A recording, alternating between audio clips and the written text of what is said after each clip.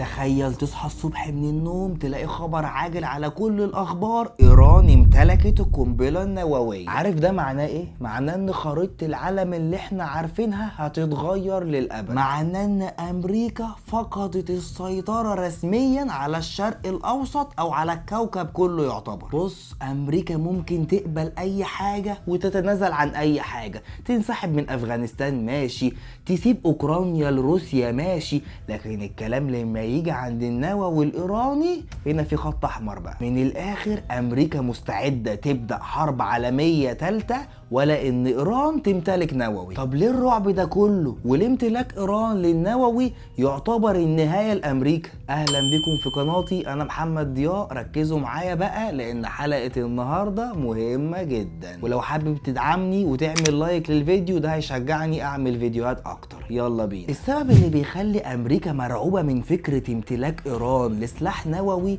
مش بس عشان تحمي اسرائيل زي ما الاعلام والاخبار كلها مفهماك. القصه بالنسبه لامريكا اكبر من كده بكتير، لان الموضوع بالنسبه لامريكا يعتبر كده زي لعبه الدومينو. لو دومينو واحده بس وقعت كلهم هيكروا ويقعوا ورا منها. طب انا قصدي ايه بالكلام ده؟ تعال هقولك. الشرق الاوسط ده عامل زي برميل جاز مستني حد يرمي فيه بس عود كبريت عشان يولع كله مرة واحدة. تفتكر لو ايران صحت من النوم كده وقالت انا عملت القنبلة النووية، تفتكر السعودية ولا الامارات ولا قطر ولا حتى مصر هيسكتوا كده ويعدوا الموضوع عادي؟ مستحيل طبعا. السعودية نفسها صرحت قبل كده علنيا كده وقالت لو ايران امتلكت القنبلة النووية احنا كمان هنمتلك القنبلة النووية. وطبعا مع امتلاك ايران للقنبلة النووية وبعد منها السعودية هتجيب القنبلة النووية، تفتكر بقى مصر ولا حتى تركيا هيقعدوا ويتفرجوا على الشرق الاوسط وهو عمال يتسلح بالنووي؟ اكيد لا طبعا. يعني في اكتر حالة فيها تفاؤل تعال نقول خلال 5 سنين الشرق الاوسط كله هيبقى مليان قنابل نووية من دول مختلفة. وامريكا عارفة ومتأكدة جدا ان دول الشرق الاوسط ودول الخليج لو اتسلحت نوويا نفوذ امريكا وسيطرة امريكا على البترول والغاز هيتبخروا حرفيا. وساعتها بقى اي غلطة او اي صاروخ هيتضرب بغلط من ايران على الخليج او من الخليج على الايران، ساعتها هنقول على الكوكب كله يا رحمن يا رحيم. النووي هيبقى على دماغ الكل. طيب ده كان اول سبب. تعال نخش مع بعض على تاني سبب. تخيل معايا كده ايران دلوقتي معهاش نووي اصلا ولسه ما تمتلكش القنبله النوويه، وحرفيا يعني مكسره الدنيا، مولعه الخليج، مولعه الشرق الاوسط، عماله تضرب السعوديه وتضرب الامارات وتضرب قطر وتضرب الخليج كله وتضرب اسرائيل وقافله مضيق هرمز وعامله كل اللي هي عاملاه ده بقى.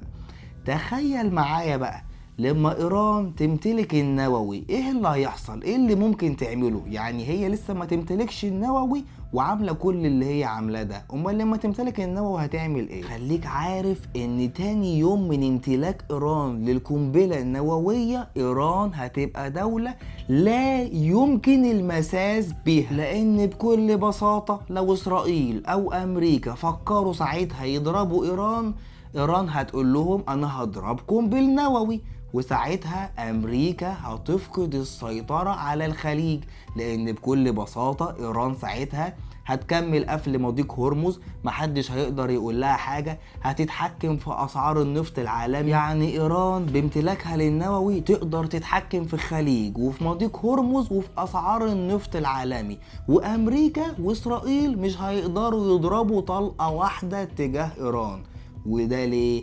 اكيد بسبب خوفهم من ان ايران ترد عليهم بشكل نووي. وكل اللي انا حكيته لك ده معناه ان الاقتصاد الامريكي والاقتصاد العالمي ساعتها هيبقى في ايد ايران. طيب والسبب الثالث بقى؟ السبب الثالث ان امتلاك ايران للسلاح النووي هيبقى نهاية الامبراطورية الامريكية. طب ازاي ده هيحصل؟ لما تيجي تبص لامريكا هتلاقي ان امريكا بتحكم العالم لسببين: اول سبب قوة جيشها الجبارة، تاني سبب الدولار وتحكم الدولار في الاقتصاد العالمي. سيطرة امريكا على الشرق الاوسط والخليج بتضمن ان النفط والغاز يتباعوا بالدولار. لو ايران بقت قوة نووية عظمى وكسرت سيطرة امريكا على الشرق الاوسط والخليج، ساعتها دول كتير قوي في الخليج هتبدأ تدور على حلفاء جداد زي روسيا والصين.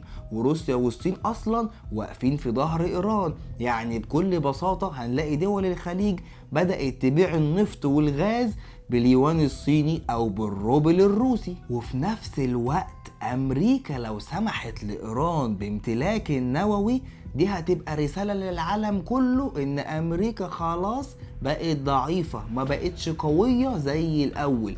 تاني يوم على طول هتلاقي الصين دخلت خدت تايوان، ومش بعيد بعدها روسيا تخش تاخد اوكرانيا وتكمل على اوروبا. الله اعلم اللي ممكن يحصل. علشان كده يا جماعة الصراع اللي بنشوفه دلوقتي ما بين امريكا واسرائيل وايران مش مجرد صراع سياسي عادي. امريكا مستعدة تبدأ حرب عالمية ثالثة وتختال اي عدد من القيادات الايرانية، ولا ان ايران تمتلك النووي. انتم ايه رأيكم؟ تفتكروا ايران قادرة فعلا تمتلك القنبلة النووية وتفرض امر واقع على امريكا، ولا امريكا هيبقى لها رأي تاني في المفاوضات وهتوقف ايران من امتلاك القنبلة النووية؟ اكتبوا لي رأيكم في الكومنت. لو الفيديو عجبك اتمنى تعمل لايك للفيديو وشير للفيديو عشان غيرك يفهم الموضوع، واشتراك في القناة. يلا سلام.